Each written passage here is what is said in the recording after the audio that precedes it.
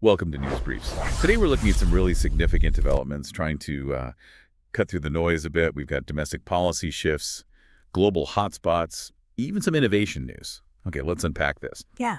Starting here in the U.S., Congress is, well, relatively quiet right now. House is in district work till July 13th. Senate activity not really detailed. But under the surface, there's a major legal issue heating up around birthright citizenship. Yes, that's right. And what's fascinating here is the timing. The Supreme Court is actually set to weigh in substantively on birthright citizenship in its next session starting in October.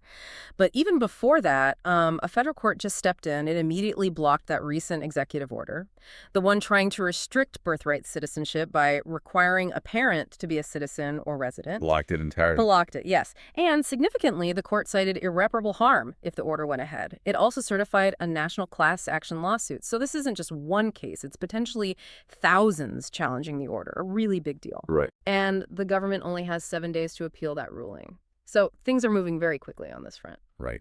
A lot to watch there.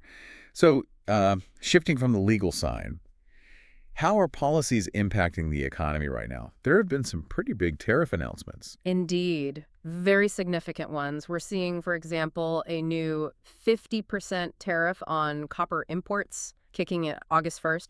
The official reason given is national security, copper being a, critical component, likely thinking defense, advanced tech. 50% is steep. It is, and it seems to be part of a much wider strategy. There are also threats of tariffs up to 200% on imported pharmaceuticals. 200%. Wow. Yeah, though they've put at least a 1-year grace period on that one. It definitely signals a move towards protectionism, trying to reshape supply chains, maybe boost domestic production. But potentially higher prices for consumers. That's often the trade-off, yes. And it's not just copper and pharma. There's a whole slew of other proposed tariffs. You've got Brazil potentially facing 50%, linked to issues around the former president and censorship claims. Indonesia at 32%, Bangladesh and Serbia at 35%, Cambodia, Thailand, 36%, Laos, Myanmar also targeted, Philippines, 20%, Libya and Iraq face 30% if no agreements are reached by the end of the month. That's quite a list. What's the goal behind all this? The stated goal is ambitious. Collect $300 billion in tariff revenue by December. $300 billion. Okay. And alongside these tariffs, there's this massive budget law, the mega bill, that just got enacted.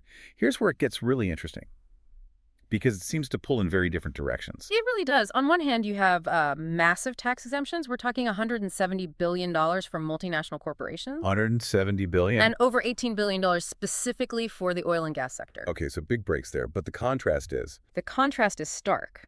If we connect this to the bigger picture, the bill makes incredibly severe cuts elsewhere. Almost $500 billion slashed from clean energy incentives and support for electric vehicles. That's a huge policy reversal. $500 billion. That will definitely reshape things. Absolutely. And then there's a new tax on remittances, the money people working here send back home to family abroad.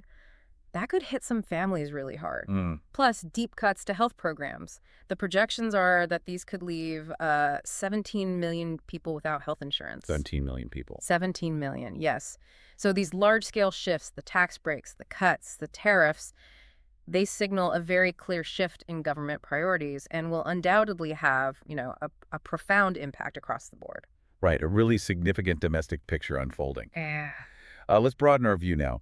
While all this is happening, the global stage isn't exactly quiet either. Yeah. Europe, for instance, is facing another intense heat wave. Yes, the third major heat wave this season already. And it's devastating. A recent report directly linked about 100 deaths in June to the climate crisis manifesting in this heat. We've seen closures of major sites like the Acropolis in Athens, and wildfires are breaking out again in multiple countries. It's a stark reminder. Definitely. And then looking at conflict zones, Gaza. Yeah. The situation in Gaza remains incredibly dire. Reports of 55 more deaths recently. Hospitals are really pushed to their absolute limit, primarily because of the lack of fuel.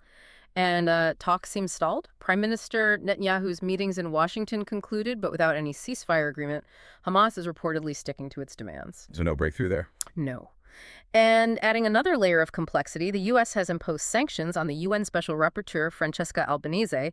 This was related to her report on companies potentially benefiting from the Israeli occupation. The U.S. cited alleged support for terrorism and anti-Semitism as reasons for the sanctions. It certainly raises questions about international relations and accountability. Yeah. Complex indeed. Meanwhile, nearby in Yemen, tensions also seem high.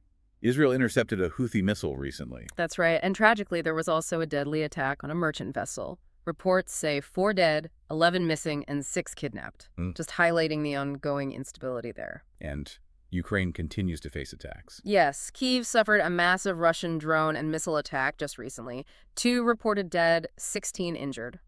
And on a related note, the European Court of Human Rights delivered a significant ruling. It held Russia responsible for human rights violations in Ukraine between 2014 and 2022, and also for the downing of flight MH17 back in 2014. A major legal finding. Definitely. Though on a potentially more constructive note for regional dynamics, there was a significant announcement from Abdullah Öcalan, the leader of the PKK. He announced an end to the armed struggle against Turkey. That could be a notable shift, though we'll have to see how it plays out. And just briefly, a couple of other points. French police raided the headquarters of the National Rally Party as part of a financial investigation. And in Lebanon, the first internationally backed plan for Syrian refugee returns is moving forward, including some financial incentives for those returning, a cautious step on a very long-standing issue. Right. A lot happening globally. Let's pivot slightly, maybe end on some positive developments. Yeah. Particularly in innovation and culture. Sure. In medicine, the FDA gave a breakthrough device designation to something called Artera AI Prostate. It's an AI tool designed to help manage localized prostate cancer. Seems promising for diagnostics. AI in healthcare is definitely a rapidly advancing field. Yeah. And also, Moderna's Spikevax COVID vaccine got full FDA approval for high-risk kids aged 6 months to 11 years. They're also expecting an updated vaccine for the 2025-2026 season, so continued development there. Good news on the vaccine front. And switching gears, completely sports. Big surprise in the FIFA Club World Cup semifinal. Paris Saint-Germain beat Real Madrid 4-0. Wow, 4-0 is a statement win. Huge win. Fabian Ruiz scored twice. PSG is now in the final against Chelsea. And this comes after they already won the French League and the UEFA Champions League. Quite a season for them. Sounds like they're on a roll. Definitely. And one quick note for entertainment fans. No. The actor Dhanush has a new film project, tentatively called D54. It's being directed by Vinesh Raja and described as a mix of crime, thriller, and emotional drama. Something to look out for. Okay, so quite a range of updates there. If we connect this all to the bigger picture, it really highlights the sheer pace of change, doesn't it? From these sweeping economic policies and court battles domestically to the intense geopolitical situations, the climate challenges, and then these breakthroughs in medicine or even moments in sport. It's all interconnected. It paints a picture of a world constantly shifting, constantly evolving. Absolutely. So what does this all mean for you listening? Well, it really underscores the need to stay curious, doesn't it?